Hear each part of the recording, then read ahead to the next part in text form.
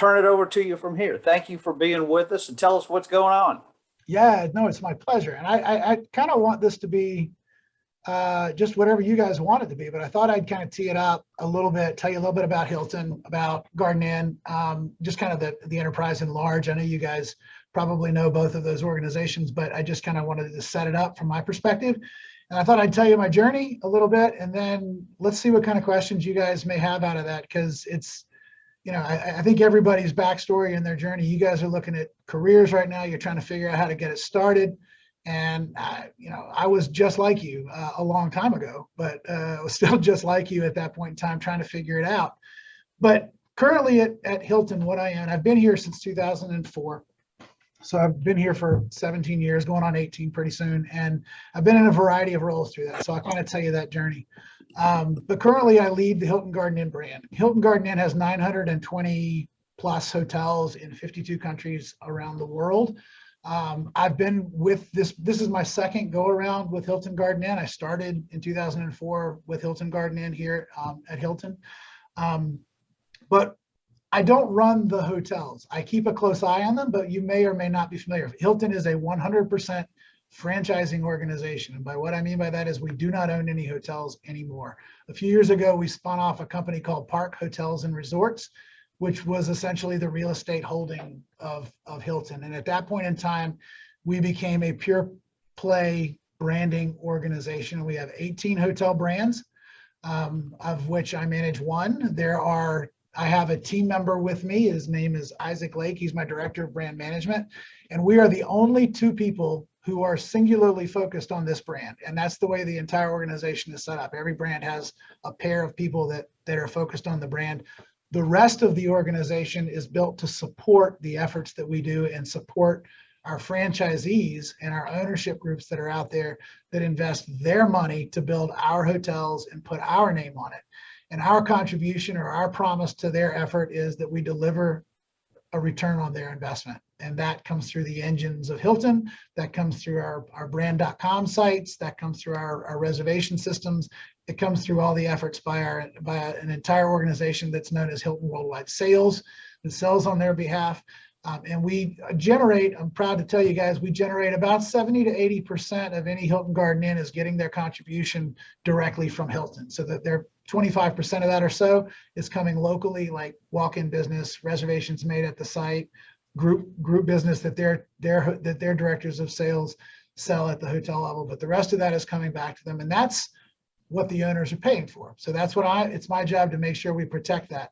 The other side of my job is heavily focused on development, and we have a term that we use. There's a lot of acronyms in our business. I know you guys know that, but there's a lot within each company in our business too. Everybody has their own language that they speak.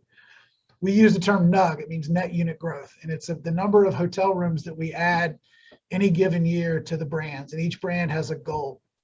And there's an entire team out there the Hilton development team, that's all they do is sell franchises to franchisors. They meet, greet, wine and dine, and sell hotels, the right brand in the right market to the right investor, to make sure that they get that return on their investment. And that we don't have conflicting overlap in our brands on any given corner in any market in America or wherever we're selling them. They're globally. So that team works with them, and I spend a lot of time working with them to make sure they have the right resources. I will fly out and meet them in locations to talk Hilton Garden Inn, to help fill in the gaps for the owners, to explain what we do, what we provide, how we do it, our difference, our setup. And the beauty of Hilton Garden Inn is that we are built on a full service light platform, meaning we have bars, we have restaurants, we have limited meeting space. We have hotels that have upwards of 400 rooms. We have hotels that have as small as 90 rooms. So we've got this broad breadth of a spectrum of brands, but we're not, we have to be very careful that we don't go much bigger than what we are, because then we become a brand that you may have heard of, DoubleTree or Hilton. There is a, Hilton Hotels and Resorts. And we have to be careful that we stay in what we call our swim lanes. If we go too far down, then we start turning into a Hampton Inn, or if we go in too many suites, we become a Homewood Suites. So it's really this fine line that we kind of walk with and have to make sure that we stay true to. And that's my job, is to protect that essence of the brand and make sure that our strategies and our what we are designed to be is what we are to the owners that buy us and stay with us. But I work across the entire network to do that. Okay, so a little bit about how I got where I am. In 1990, I graduated from ASU, and I didn't have a job. So in high school, I had worked at a small hotel in Southern Pines, North Carolina, which is where I'm from. And the owner, I'd stayed in touch with him. I had a part-time job as a houseman or a porter, whatever you may know it as. And the owner of that hotel was the GM, or he's part owner. He has investors with him, and he was the first franchisee that I ever met. I just didn't understand it at the time, what he was doing, but he was also running this hotel. And he called me. He said, "Have you found a job?" I said, "No." He said, "Come work for me. I want you to, put your education to work, practice do some studies on the hotel, give me some, just do some reporting for me, some feedback." And he just kind of threw me a bone and gave me some experience and some employment for about 6 months. And then I got a phone call from a graduate that had graduated a year before me. And ironically enough, I didn't know her, but she had graduated from the program, and we had the same counselor, same advisor on staff at the time. And he had given her my name along with a couple of others. She was looking to fill the role of front office supervisor in a brand new Comfort Suites that she was opening in Asheville, North Carolina. And we interviewed, went well, went up there and started that. That was my first management gig. Now I worked entirely, my entire career at ASU. I worked at what was called the Broyhill Inn and Conference Center. Is the building even there anymore, Dana? Is it still there? I don't think it is. Yeah, it's up on Bodenheimer Drive where I think it was a baseball field or a softball field up there now, right? Yeah. So there was a hotel up there, and it was owned by the university, and that's where I worked at the front desk. So I'd worked three and a half years as a front desk agent up there through my college career. So bringing me in to do that role, I had that experience in my belt, but it was the first time really managing people. Anyway, I did that for a couple of years. The director of sales role opened up at the same hotel, moved over, became the director of sales at that hotel. Then another role popped open after another few years, and I went down to Charlotte, where a full service hotel, my first big full service experience, came open. It was a front office supervisor role at the Radisson in downtown Charlotte at the time. It's now the Omni, and I'm connected to both of those, so I'll keep going. But it was the Radisson. They were looking for a front desk supervisor, which meant front desk, PBX. It had also included the concierge staff. So my staff increased. I was working for a big box hotel, big meeting space, full, all the meal experiences, plus everything that goes with a big full service hotel. 480 some rooms, I think it was at the time. And it was a big, exciting move for me to make that move into that role. Working for a management company called Weingartner and Hammonds, who's still around. And after a few years, I went into their AGM training program, and they transferred me up to Williamsburg, Virginia, with their Embassy Suites, which was my first foray into Embassy Suites as a second AGM during season there. In season, heavy leisure travel, big family tourist attraction kind of location. If you haven't ever been to Williamsburg, Virginia, it got crazy in the summertime. The swimming pool of this hotel would get so full of kids. I mean, literally, I think you could walk across the heads to go from one side of the pool to the other. It was a madhouse at night. If it rained, we prayed for it never to rain, because if it rained, everybody stayed in, and it just got crazy.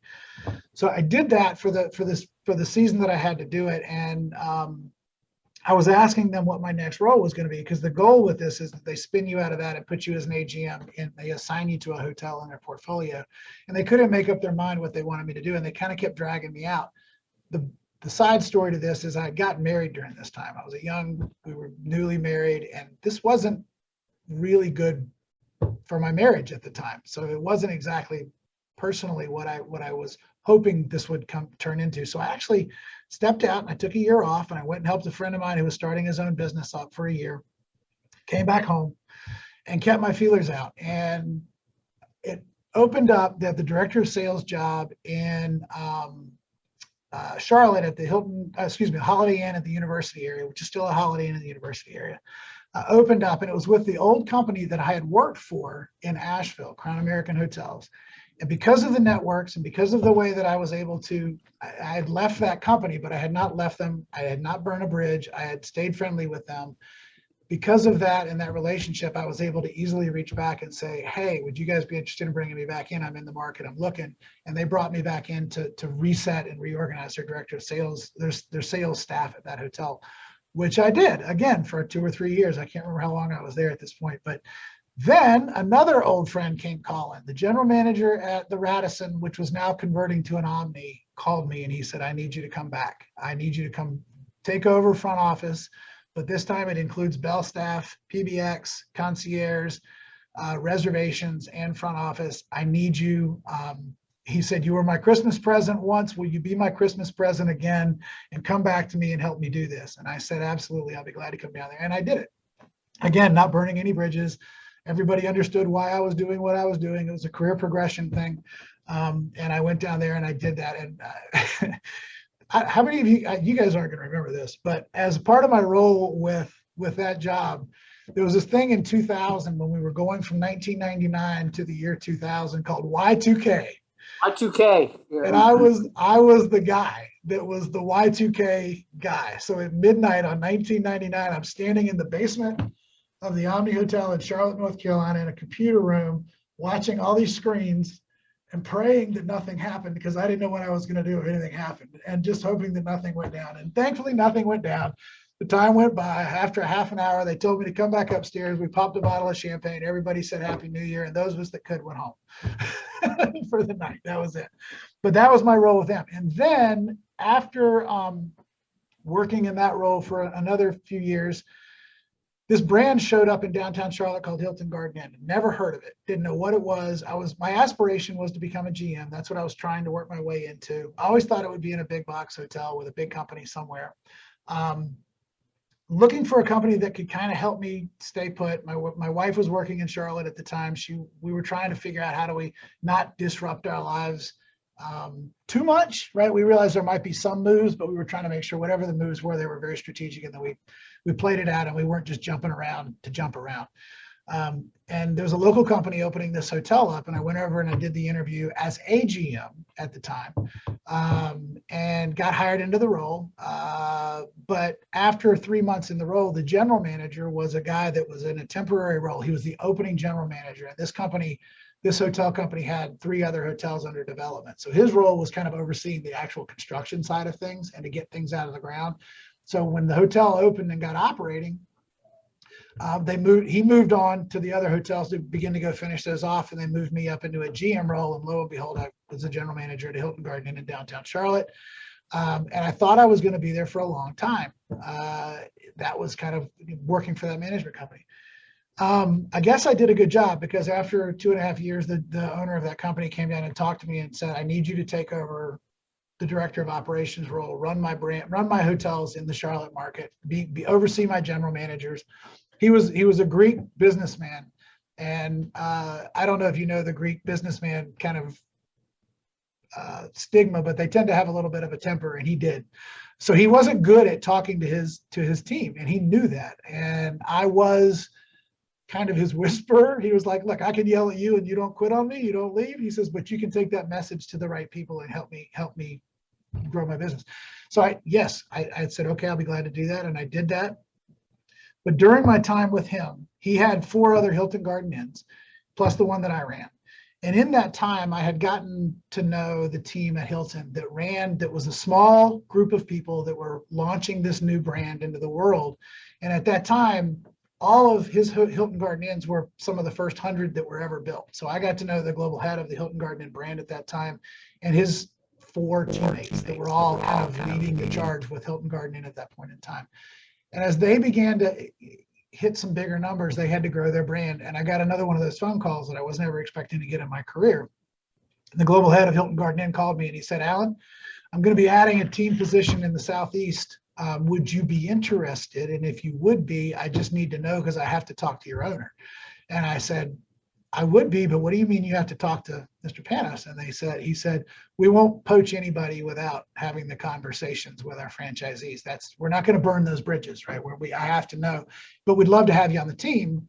Are you interested? And I said, absolutely, I'd be interested. And let's talk further about it. He said, can't do it. You have to go see Greg and tell him to call me. So I had to go into my my hot-headed Greek business owner and sit down with him and say, I need to talk to you about an opportunity that's just been kind of laid in my lap. And the one question he asked me was, will you still be my resource? And I said, yeah, actually the region, it's a Southeast region thing, and I will be your resource. And he said, okay, who do I call? And he called and he made the call, and the rest is history. They brought me over into Hilton Garden Inn. And the journey began in 2004. And from there, I went from a director in a region with, I think I had 50 hotels in my region to begin with, and I was nervous. I had been a GM, and I had all these, I thought at the time I was kind of underplaying my own experience. And I thought, what am I going to bring? These GMs know as much as I do. What am I going to bring to the table for them? But I was encouraged to find out that the experiences that I had to that point, it had taken me a little while, I thought, in my page to get to the GM role, but every one of those experiences played into my portfolio of knowledge and the things that I could bring to the table, and it made me who I was, and it built me to the point that I was able to actually be a strong resource to the region and to the owners that were there. And it took me on my journey from there. So I went from director to senior director, which meant that I was suddenly managing some of my old teammates. From senior director, I moved into a vice president role of brand performance support, which meant I was running the entire team on Hilton Garden Inn side. And this was 9 years into my journey, and I became concerned because I was being typecast within Hilton as the Hilton Garden Inn guy. And even though I had a resume that people could look at, they didn't know that I had other full service experiences in my background. They didn't know where I'd come from, how long I'd been in the business, that I was kind of a pure hospitality guy. They didn't know that. So I had to take a brave stance. And there was a position came open. It was a light position for vice president of brand performance support for Embassy Suites, which was in the full service division. Had Embassy Suites in my background, but on the franchise side, and they didn't really realize that. I had to reach out to the executive vice president of brands at the time, who was a great guy, and I was not, concerned about it, but it was still me kind of stepping 2 steps above me to reach out to him and say, we've got a conference upcoming. Would you be able to spare 15 minutes of time with me? I want to talk to you about my future with Hilton and this Embassy Suites role, but I want to make sure I'm not blowing up any plans that you may have in the works. And he came back and said, absolutely, love to talk to you. Let's set up time. And we did that. And so I kind of pitched myself to him at that conference and that 15-minute, cocktail table talk. And he looked at me, and it was clear he had not even thought about anybody from another part of the organization, another part of the division. He kind of had a plan that he thought he was going to map out. And he looked at me and he said, you've just blown my entire plan up, but I absolutely want you to throw your hat in the ring. I want you to go through the exercise. Let's see where it plays out. I think you're onto something. And it played out to my benefit. I got the job, I got the role. And I was working with, at the time, doing what I already knew in a different brand with a different team, still exercising the skills that I had built to that point.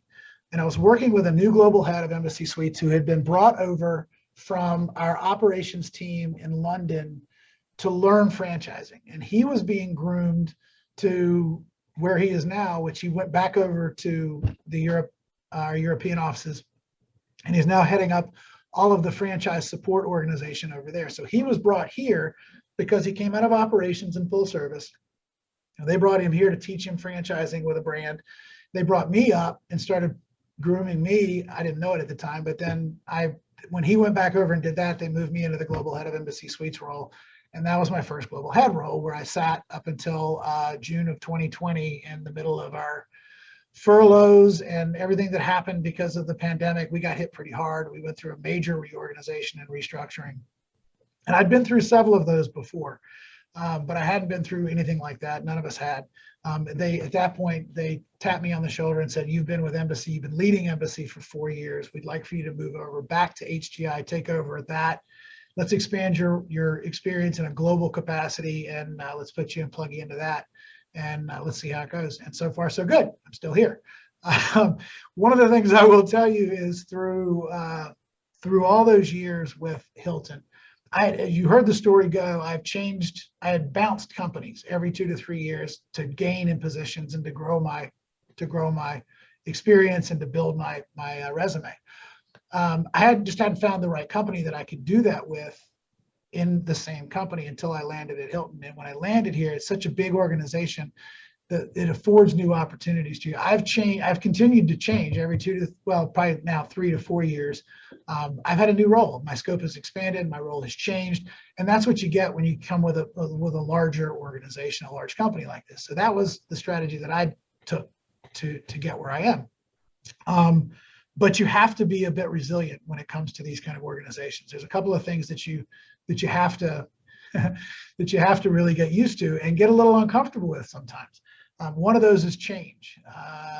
We have we're a publicly traded company, right? So we have shareholders that we have ultimate responsibility to, making sure that their investment gets rewarded as well. And sometimes that means reorganization and restructuring how your enterprise is built. And I'm here to tell you, anytime you go through, we call it transformation, whenever it begins, anytime you go through one of those transformations, it is an unnerving experience. And the first time I went through it was when Blackstone bought Hilton in 2006. There were a lot of overlap. There was a lot of inefficiencies in the old Hilton that Blackstone saw, and that's why they that's why they took us private. They bought us, they took us private. They realized they could reshape the organization, reorganize the organization, save a lot of money on the top end, and then take us public and return a lot of money in the way that Blackstone is known to do, and they did a great job with that. But it was the first time I'd ever been through anything like that. And I had a mentor at the time. He was the global head of HGI at the time. And he called me as we began that journey, because I was sitting at home. I was still a home office guy. I was part-time in the offices. I was pretty much home officing full-time. And he knew how nerve-wracking this could be. And he called me, he said, "How you feeling about everything?" And I said, "I don't know, man. I feel like I'm kind of in the middle of the ice rink right now, and somebody hasn't handed me the skates. It's a little scary right now." And he said, "Okay, here's what I want you to do. First of all, don't panic. Don't update your resume." He said, "Don't listen to the noise. Don't worry about all the swirl, because there's a ton of it. Everybody will begin to wonder, and the grapevine will start burning," and it did, and all of that happens. He said, "Just trust that you know what you got on your last review. You're highly thought of in this organization. You know where you sit. Just trust that, and trust me." And I said, "Okay, I will." And I just let it go. I kind of, Jesus, take the wheel, right? It was one of those moments. And it worked out. And that was one of the best life lessons I could have ever learned, because since that time, we've been through at least 4 additional, maybe not to that level of transformation until this last one. But we've been through constant state and changes of reorganization. Every time you get a new leader in a division, every time you get a new EVP in some other category, they're going to put their mark on the organization, and you have to ride these kind of little bumps and valleys out. So learning to calm that voice, that inner self, and kind of trust in your experience and where you've come from, and also learning who to trust and who your advisors can be. And that just comes through building the proper network and being smart about how you build your network in an organization. And let me tell you guys, that's the most important thing that you'll ever be able to do, is build a network, personal network of people. I call it a circle of influence. And you have to kind of think about who's in your circle of influence on the inside, and who are those that are maybe a little on the outside that you want to pull into that. But you have to keep that alive, updated. Well, it becomes a mental thing for you after you've done it a while, but you have to have that, and you have to have the confidence to be able to build that. And when I reached out to that EVP about the Embassy Suites job, he was one of those guys that I was working on in my circle of influence. He was on the outside, and I knew I needed to bring him on the inside if I was going to be able to network with him the way I needed to help my career go along. But I never would have gotten to the position that I'm in today if I hadn't have made that one call or sent that one email and said, "Hey, Jim, can we catch up for 15 minutes? I need to talk to you about this Embassy Suites role. I would love to pick your brain on it." Nobody else put me up for that. You sit back and you trust the HR world to do that, and they do what they do.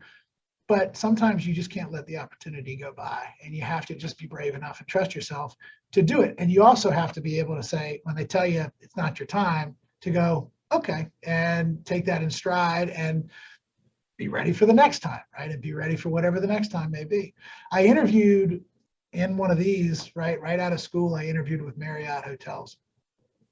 And they passed me over and didn't hire me. And now I'm not sorry that that happened. I'm actually happy that things went the way that they did. So I just tell you that to tell you that always the first thing ain't always the right thing, right? Sometimes you think it is, and it's not. I was extremely disappointed at the time because I was hoping to get on with a big organization like that, and they passed me over for whatever reason. So it still worked out in the end after a few years.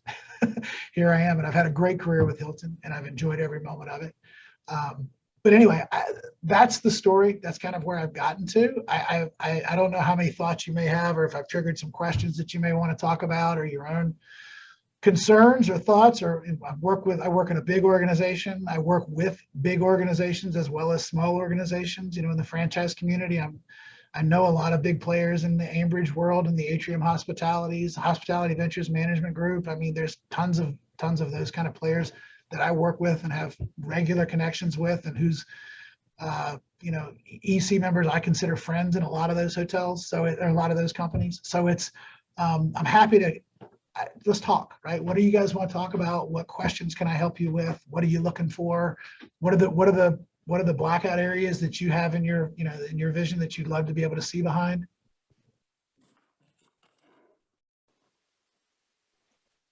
Oh, what questions? Go ahead.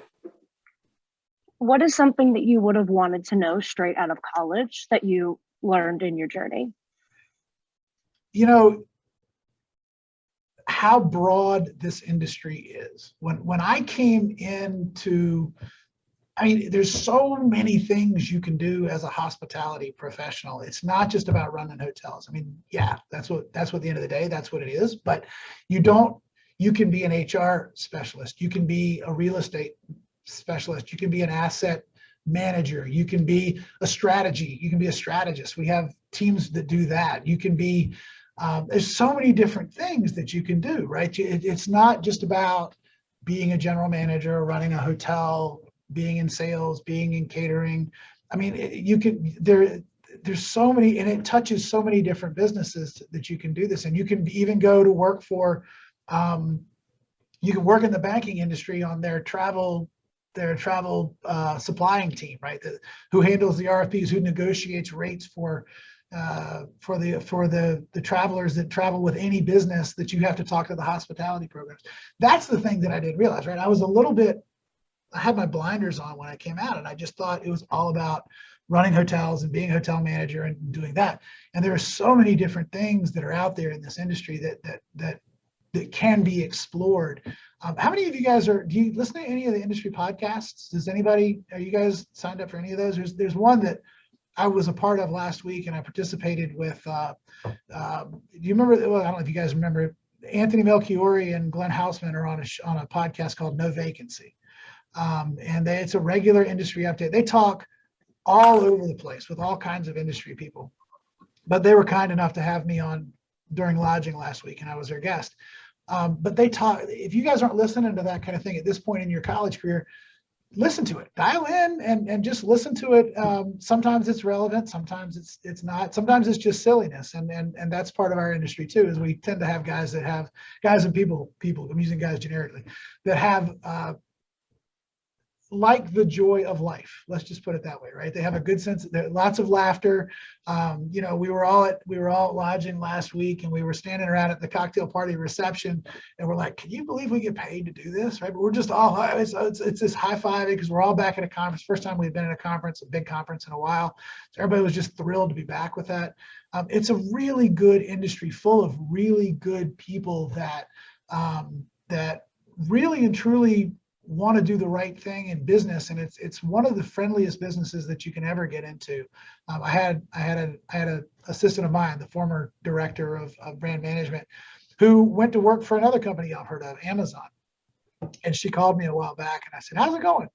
She said, "I forgot how friendly Hilton was until I wasn't at Hilton." And I said, she goes, "It's just the business that you're in, right? It's just the nature of hospitality, and so many people are used to serving other people that it makes it a joy to be a part of." So anyway, that's the thing that I would just expand your horizon, learn what you can learn about the industry, and figure out where it is you want to go without thinking that you have to do this or have to do that. There's so many different things out there that you can explore.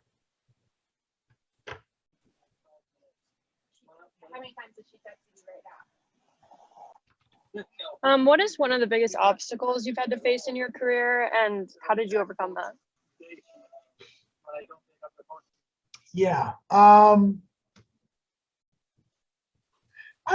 don't know it was an obstacle so much as it was a little bit of a challenge for me. And I mentioned it earlier in the idea of trying to grow my career without bouncing from city to city to city, right? And that's kind of, if you're going to be in the operations arm and you want to make a career as a general manager, that's kind of what happens, right? You get into that role where you go from this hotel to this hotel to this hotel, and you become, you know, a career general manager, which is what I know. We have a lot of those in this company, and they usually end up in their last gig somewhere like Hawaii or Cabo San Lucas or the Virgin Islands or Mallorca, Spain, or somewhere like that, right? I mean, they end up somewhere exotic that they just, that's where they're gonna ride out their career and finish up and be.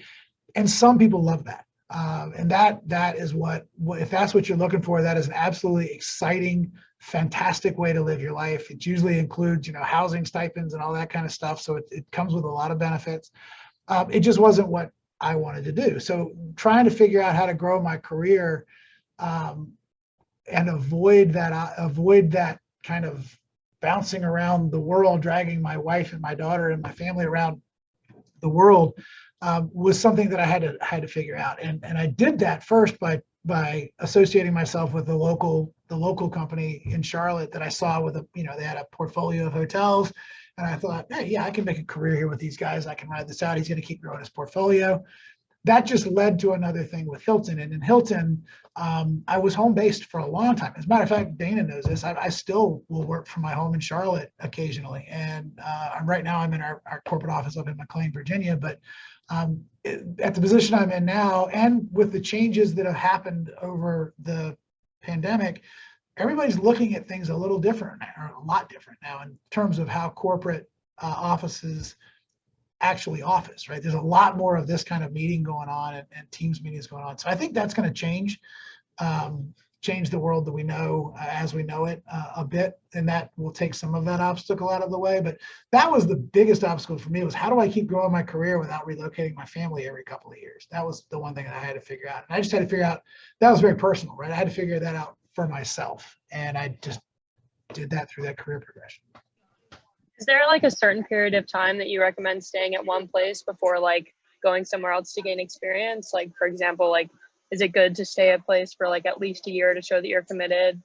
Yeah, I You're think not bouncing around too much. Yeah, you don't want to. Resumes still look bad if you have a 6 month bam, bam, bam, bam, bam, right? That's not what you want to do. You want to. I will caveat that, right? If you changed for a significant step up in a short amount of time, that everybody in business is going to understand that. We're all trying to grow our careers. But if it's a similar position that you're just bouncing from place to place to place, that's when it looks really sketchy to us as hirers, right? We want to look at it and go, we want to know that you're there to do it. You're there to learn something, number one, and that you're there to provide a service, number two. And so we want to make sure that you're committed to that. Yeah, for me, it was always every 2.5 to 3 years. I didn't want to kind of change much more than that, unless it was for a significant gap or a big jump that you could visibly see, like in title on the page. So that's my recommendation on that. Is so that's why you should always think about, before you jump, think about it. I'm going to be here for a couple, 3 years. But you can also think, if it's the right step and it's going to help you round out your background and help you fill. One of the weakest areas that I had, or one of my weaknesses, was food and beverage. And it was primarily because of the crazy hours that it can sometimes require, and some of the stuff that you have to go through. But I learned pretty early on. I did it. I did my time in food and beverage inventorying and the things that you have to do with all of that. Weekends that you have to work, holidays that you have to work, all that stuff. But you know what? Nothing lasts forever. And it all builds the foundation. And you can do anything for a couple of years, and then you use that to ratchet you up to the next level. So look at everything. Don't put any blinders onto anything, and just say, how does this work in terms of my bigger picture? Think one step next. How does this get me to the next step? Don't just think about that one. What does this do to get me to the next level that I want to go to? Thank you. You're welcome. What else you got? I have a question. So I worked at the Hilton Austin in high school, and they did like a bunch of the Blue Energy employee recognition, stuff like that. Right. So it's kind of a two-part question. One, would you say that Hilton does more for employee recognition than most other hotel chains? And two, do you think that it like really has that big of an impact on like the people that they get working for them? Yes and yes, but I'll elaborate. Hilton is very focused as a corporation on the culture that we have built, and it comes from the top, and diversity and inclusion, and it comes from the top down. Chris Nassetta, our CEO, is passionate about ensuring that we have all of those elements, because we are a global company that is all about people serving people, and we have to treat our people the way we would expect our people to treat the guests that are coming into their hotels. So it's 100% that, and it's the reason that we've won great places. We've been topping great places to work for. Well, we were great. I can't remember. We were best places. I can't remember the first year we won it. I think the first year we won it was in 19, and then we won it again in 20, and then or 18, 19. Then last year we won. They divided it, right? They created a small businesses and a large businesses, and we won it for large businesses. We've been named top for women to work in. We've been named, I mean, there's all kinds of awards that we continue to win in recent years. And it took us a while to get to that point, right? This was something that began probably 10 years ago with our HR leader at the time. His name was Matt Schuyler. He's now my executive boss. He heads the branding organization, but he started this focus on how do we make Hilton the best place to work in the world, and how do we make sure that we're doing the right things about that. And it's all about making sure we're inclusive and that we are acutely aware of that, and that we are diverse from the top down. They're still working, they're still talking, they're not satisfied about diversity at the EC and the board level. They're continuing to work on that. It's a big focus for Hilton, and it's something that we're really proud of here. I mean, it's something that differentiates Hilton from some of our competitors. Everybody talks about it, wants to be a part of it, uses the right sound bites. But when we start winning the kind of awards that we've started to win, you realize how much it really matters, and how it really is part of our nature of who we are. So I'm very proud of what Hilton is in that regard. I've also noticed that in franchised Hilton properties, it's much less prevalent than like corporate Hilton. Corporate managed, right? Yeah. That's because the corporate managed are Hilton managed, so they're getting double doses of it. I mean, Chris Nassetta is Danny Hughes' boss. Danny Hughes is the boss of all of those corporate managed general managers. So it's straight from the source. We control their paychecks. They have the same objectives and goals that we have around all of that. In the franchise world, we don't control it quite to that extent. So the culture of the franchising organization it comes into play with that. And that's a great point that you raise, Nicole, because it's something to think about as you start looking at companies that you want to work for. It's not just that you go to work for Hilton or Marriott or Holiday or IHG or whoever you go to work for. You're actually going to work for the franchisee or the owner of that hotel, and you need to understand their culture, and is it aligned with your desires, wants, needs, your preferences, and your values, right? That's the important part of it. So, do your homework, do a little bit of, it's all out there. You guys are all on LinkedIn, right? Everybody's pretty much, yeah. Take a look, man. Take a look at these companies that are out there when you're thinking about them, or when you're interested in them, and see what they're about. Alan, I teach a class in meeting and event planning, and we have people who do corporate meeting planning, and those are two markets that have been down. What is the Hilton research showing in terms of corporate business coming back and meetings and convention business coming back? We're starting to see a trickle of the business, the IBT business coming back in now, but it's nowhere near what we had forecast earlier this year to see. It's just kind of warming up. And after conversations last week at lodging, I kind of believe that a lot of our lot of the companies out there with the big blue chip companies that have big travel budgets, I don't think they budgeted for it in 2021. I think they really, lowballed their travel budget for 21. I think we'll see it begin to come back in 22. All it takes is that one guy to make the sales call that somebody else missed and to land a piece of business or steal a piece of business from somebody else. And they're going to say, get your butts back out on the road. It's time to go win our customers back. So that'll all begin to snowball itself. So that's kind of IBT and the government individual travel. I think that's where that'll begin to pick up is in 22. The meetings side of things, the larger events, the citywide kind of stuff, I think that's going to take a long time to get back into the coffers and to fill back up. I think and then our forecasts tend to show we're probably late 23, 24 before we're seeing those numbers come back like we were seeing in 2019. So we've got a ways to go with that business.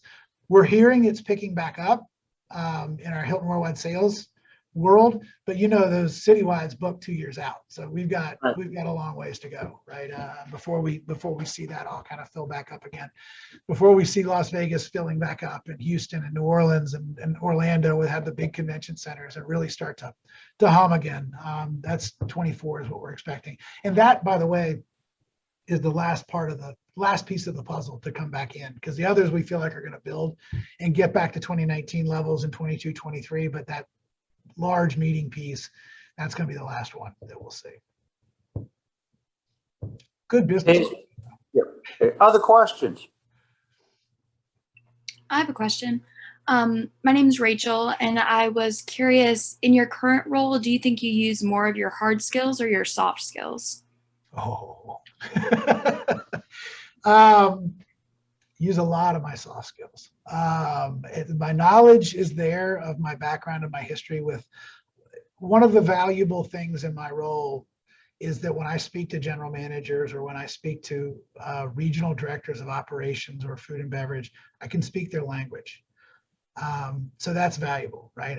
That wins me hearts and minds every single day. And don't kid yourself, what I do is highly political, and I know that. Right, I recognize that. I have to shake a lot of hands and I have to kiss a lot of babies in my job. And you have to win a lot of people over, because my face represents Hilton Garden Inn around the world. People associate me with Hilton Garden Inn. So they have to believe in me, right? Or they have to believe that those hard skills are there, but I don't necessarily have to exhibit them all the time. I just have to be able to speak and understand. And there's a lot of empathy that comes into my role right now, because these franchisees are in a tough spot. They have worked with their lenders, they've worked with Hilton, they've worked with their suppliers, and they have a lot of debt that they owe right now. And just because the business is beginning to come back doesn't mean they're flowing in the black yet. It means they're beginning to pay their debts down. And we have to continue to work with them on that and be sensitive to that. But that requires me on this side of the equation in Hilton to be just as persuasive with Hilton Supply Management and with our franchise fee collection department, our accounting department. I have to use those same skills to navigate the waters on this side as an advocate for those franchisees, to kind of keep everything flowing. And it's all about keeping everything as calm as I can keep it, keeping the boat steady, nobody going overboard on either side of things. So I spend a lot of time in negotiations and in navigating tricky conversations sometimes. Sometimes it's not as much about debating or winning your point as it is about explaining and ensuring others can see both sides of the equation. Did that help? I don't know. I feel like I went all over that, but is that going to help you understand? It definitely did. Thank you. How do you guys feel about business politics? Anybody like them? You'd be crazy if you do, but it's out there. And I'm telling you guys, it's something you need to be aware of, right? It's how you never burn a bridge. That's my best advice for you. Never think that, even with the worst bosses or the worst jobs or the worst worst co-workers, never burn a bridge, never throw anybody out, because this business is a small world and you will see them again. Somewhere, some shape, some form, the worst boss I ever had in my life, I suddenly found myself standing in a suite at the Panther game last year as a guest of the same person I was a guest of. And he was standing there and I had to make nice with him. And I hated this guy. I mean, he was terrible. And I had to make nice with him. But again, it goes back to and I never burned a bridge, but because I had not treated him badly and I wasn't rude and I wasn't unkind, I just kind of handled it. You never know when that's going to come back around again, and you have to deal with it, right? You just kind of have to deal with the politics of business. It is part of business, and you can't avoid it. Alan, what percentage of your day do you spend on politics? God, This is a favorite question of mine. Yeah. You know, it's like, I mean, outside of politics, I'm kind of going to back into the answer to this. I will give you an answer, but I'm going to kind of back into it. So what do I do outside of the political side of things is kind of around business strategy. And then it's about evaluation of the tactics that we have underway in support of those strategies. And I have to do the evaluation of the tactics for the teams that are going to deliver those. So they send me here's where we are with this, and I have to kind of review it and edit it and go back and tell them what I think the right thing to do is. Then I have to spend some time building that. And I guess you go through their cycles for all of that, right? There's some times when I'm heavy into the strategy and we're trying to knock it out and get it done. But then there's less time. So on any given day, 75% of my day could be politically inclined, right? It may be talking about a tactic or strategy, but it's about winning over why that particular strategy or tactic is important to the brand. And it's about navigating the politics, guys, is just about deal making. I mean, that's all it is. I mean, at the end of the day, shut down Fox, shut down CNN. Don't listen to what they're talking about in politics. What they're doing in Washington is making deals, and that's all politics really is. So I'm making a deal on my side of HGI to achieve the tactics that I need to win the budget that I need, because money is finite, and it doesn't matter how big the company is. There's a finite amount of budget that you have. And I have to validate why I need that piece of budget to get what I want done in HGI, and why that particular tactic or strategy is more important to HGI in 2022 than it is to Hampton Inn in 2022. And that's kind of the dance that we do, right? That's kind of the negotiations that you have. And some of that does involve preliminary conversations before you get to the actual table to have the conversation. So you buy some lunches, or you go have a 15-minute meeting and say, look, I'm not going to have a lot of time to talk about this, but I want you to understand the whole background of this. And it's not backstabbing or not doing it ugly. It's just pitching your case, making your case for why it's an important part of what you need to do. And it's an important skill. You have to kind of learn how to do it without burning your bridges, because if you're overly ambitious in it, you will turn people off. And if you're shy away from it too much, then you won't achieve anything, because you'll never win your point. And you have to win some points. You have to, what we call here in Hilton, land the planes, which means get it done. And you can't do that without some element of politics involved in it, business politics. Questions?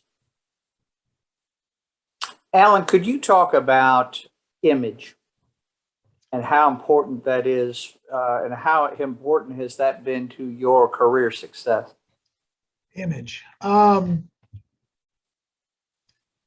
It's very important. I mean, it takes on varying degrees, right? You have to realize who you are and where you are and what you represent to those around you. And it's not so much, it's changing, right? It's changing. We've changed all of our requirements. Back in the day, Hilton used to have standards against front office people, front desk, front of house folks.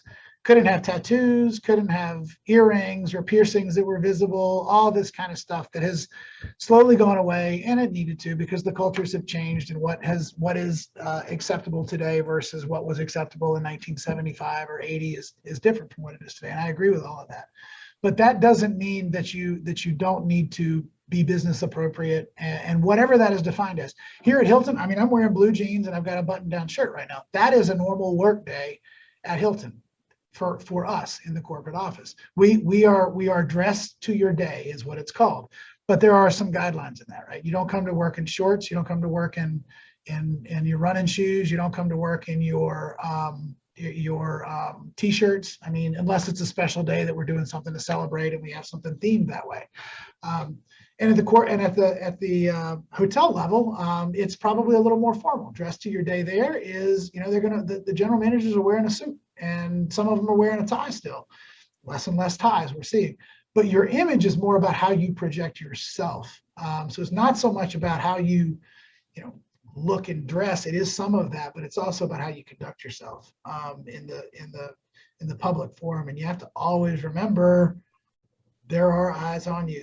We live in a fishbowl, and that includes your social media accounts, right? So I don't want to sound like your parents fussing at you about your social media accounts, but it does matter, right? I mean, it does. We pay attention to what's out there and what's seen on that, because that's part of your comprehensive image, and it's who you are. And if you don't think HR people are going to go out there and Google you, you're crazy. They will Google you and they will look stuff up. So it's out there. That's the way it happens. So that's kind of my image view, right? Any trend or two that you see coming our way in the next 6 months or a year that we need to, that might be an opportunity or a threat? Yeah, I mean, I think the thing that's coming, and I don't think it's a threat. I do think it's more of an opportunity, especially at this level. It's the automation thing that we kind of started talking about at the beginning of the conversation. I think you're going to see more and more organizations I'm sorry, my light keeps going off over here, trying to find ways to, before all of you joined on, we were talking about the current situation with labor, and finding people is very difficult, and wages are going up. And I'm sure you've been talking about that and you're aware of it. Wages are going up astronomically in comparison to where rates are. ADRs are not rising and keeping up with the pay wages that are going up. But at the end of the day, the owner still has to make the same. They still have to cover the same nut with the bank and with their vendors. They have to make the same numbers. So they have to figure that out. It's going to be a new equation. Automation is going to be the way that they're looking to do that, so that they can afford to pay a housekeeper $20 an hour. They can find automation through delivery services and food and beverage, and maybe save a couple of shifts there, so they can transfer that payroll over to the areas they can't automate as easily. But I think that's an opportunity, because I think this next generation that's coming up has the creativity and the tech savvy and some skills that older generations don't have, to think about things in a little bit of a different way, and can bring that to light and to table. And I see it as an opportunity. It's going to change the way we do business, which isn't bad. That's why this hospitality has been around since Jesus was a baby, right? I mean, they didn't have room at his inn, so we're still in hospitality, and it's going to be there forever. It's just going to be, we're doing it a different way. That's the biggest one I see right now. Yeah. How can you help solve that equation? Because I think the labor equation is going to be around for a long, long time. We're a business serving people. It's a hands-on, consumable business that we can't necessarily. We're always going to use things. We're always going to throw things away. We're always going to have food. We're always going to have labor. But how we are smart about it in new and creative ways is how we're going to survive this. I have a question. Yes.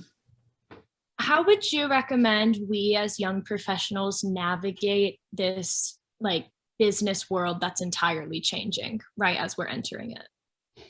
Tell me a little more about that question. Tell me what you mean, navigate it, get a job, or once you're in, or what do you? I guess all of the above. I don't know. I feel like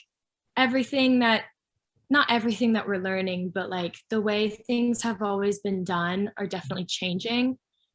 So do you think that puts us in an opportunity to bring in new ideas and new initiatives, or I don't know? No, I think it's a good question. I think it does. I think it also gives you an opportunity to think. Right now, I mean, in this labor issue we've got out there, I mean, there are new positions being added at management companies every day. We are re-adding positions within Hilton, positions that were furloughed, and we transformed the organization to another organization, and now they're adding new people into those roles. And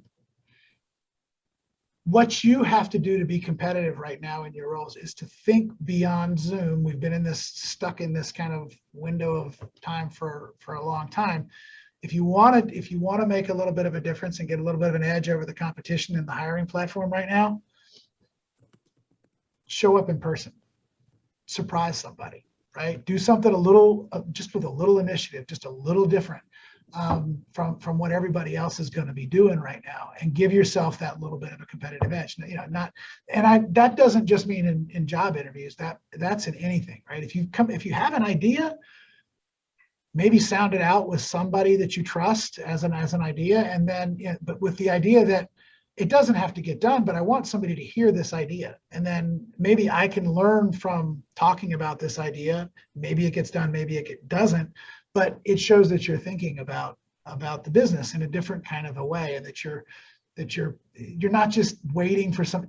Guys, don't wait for anybody to tell you what to do next. Figure out what to do next and ask for permission to do that, right? That's the better way to go about it. The folks that I see that get frustrated here at Hilton, especially the young guys and gals that are coming into the business, that don't feel that things are progressing fast enough for them. It's because they're sitting there and they're great workers and they're doing the job, but they're waiting for somebody to suddenly walk up to their desk and say, "We've got a great new deal for you." And that just doesn't always happen.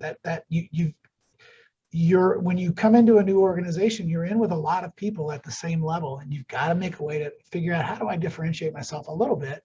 And you've got to be politically savvy with that, so you don't overdo it, right? You don't blow yourself up at the same time. You don't want to be known as, "Oh boy, here they come again." You don't want to be that person, but at the same time, you want to be the person that goes, has a great idea, and when you're seen. One of the best compliments that I was ever given, this is the best story, I'm a storyteller better than I am anything else when I come to talking to this kind of stuff. One of the best pieces of advice I ever got, go back to the former global head of HDI. When he promoted me to the VP role, he said, "The reason I want you in this role is because people listen to you." And I said, "What do you mean?" He said, "You aren't the first person to speak at the table. You're always engaged at the table and you listen at the table, but you don't always have to speak at the table. Therefore, when you have something to say, people actually listen to you, and it matters." He said, so that's the best advice I can give you guys. When you're speaking, don't speak just to be heard. Speak because what you have to say matters to the conversation and brings value to the conversation. That is the best way to build your own personal brand and to be known as that person that's got something. When they have something, it's going to be like, okay, I'm ready to listen, because whenever you talk, it's really relevant. Don't feel like you just have to be a part of the conversation. Never feel like that. There's a lot of people get caught up in that, right?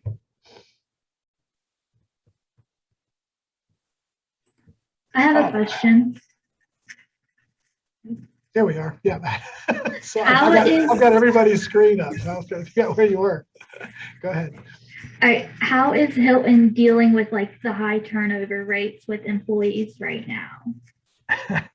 Well, we're trying not to have turnover, right? We're trying to make sure that we're paying the right wages. We're trying to make sure that we have the right incentives in place. And I will tell you that at the corporate managed Hiltons, we're doing a pretty good job. We're celebrating. I've seen some celebrations recently with some 20-year employees. I sent gifts to a franchise. This is a franchise group down in Auburn, Alabama. I sent the general manager of this hotel was smart enough to reach out to me, and he said, "I've got 2 people in my housekeeping team that have been with this hotel for 20 years, and we're going to celebrate 20 years with them. Housekeepers doing the same job, cleaning rooms, making beds for 20 years. And he said, we want to celebrate them. Would you mind writing a card? And if you've got something you want to set down." And I was like, "Are you kidding me? I'm thrilled to do that for you." But all he had to do was ask. You know how many other people have asked me to do that in the last year? 0. And we did it. So that's what the good general managers, Hilton or otherwise, are doing. They're figuring out how to celebrate their team members and recognize them in ways that make a difference. And that's just think, be heart-led, be heart-led when it comes to your teams, because you're dealing with people. Treat them the way that you would expect to be treated. Do the right things for them. Find ways to make a difference, and you'll be incredibly successful in this business, because there's a lot of heart in this business. Matter of fact, I had 0 general managers do that the entire time I was with Embassy Suites too. So that that is a rare thing indeed. And all he had to do is, and the only reason I think he felt like he had a leg on him because I'd stayed at the hotel before. So he kind of felt like he knew me, but he was like, he didn't mind reaching out. But I would do that for any of the general managers. They just have to tell me. Happy to do it. And most of us are that way. I mean, all of us are that way. Everybody. Danny Hughes, told you who he was. He leads the entire America's operating enterprise. Last week, I was meeting with the daughter of one of our franchisors, and she told me a story about Danny where she had reached out to him and said her 81-year-old father, who sends, who has been the franchisee of this hotel for over 20 years, whenever he gets an email that is from Danny or Chris, he thinks they're broad emails that are going out to our franchise base, but he always takes it like, well, Danny sent me an email. So she reached out to Danny and said, Danny, would you mind calling my dad? It's his 81st birthday. And Danny did it. He got on a Teams call, and this is the EVP of Hilton, the EC member, runs all the Hiltons from Canada down to the tip of Mexico or tip of South America. And he said, I would be happy to do it. And by the way, this guy's a franchisee. Danny doesn't even run his hotel. He just got on the phone with him and just had a nice chat with him for a half an hour. That's the kind of stuff that makes a difference from a leader's perspective, right? Those are the kind of things that really inspire and help your teams be successful in the right. And it doesn't matter which team you're on. Just hearing those stories for us is great. So hope that helps a little bit. How many of you guys have gone to Hilton.com/careers? Good. Some of you. Good. There's jobs posting up there every week. Be sure you're taking a look. By the way, Alan, you'll be happy to know that my Hilton Honors thing just popped up, okay, Good. on my email. All right. So how ironic that you're sitting here talking to my classmate. I get an email with Hilton Honors. Right? It probably heard at some point that I said Hilton, right? And it picked up on it. Isn't that creepy a Something. little bit? But I'm like, oh, wow, that's really kind of weird, isn't it? You know, we're doing this. Okay. That's right. This is great. Any other questions? You're not going to be with an Appalachian grad who's the head of a major hotel company very often. Are there any other questions that you have? Well, I tell you what, I just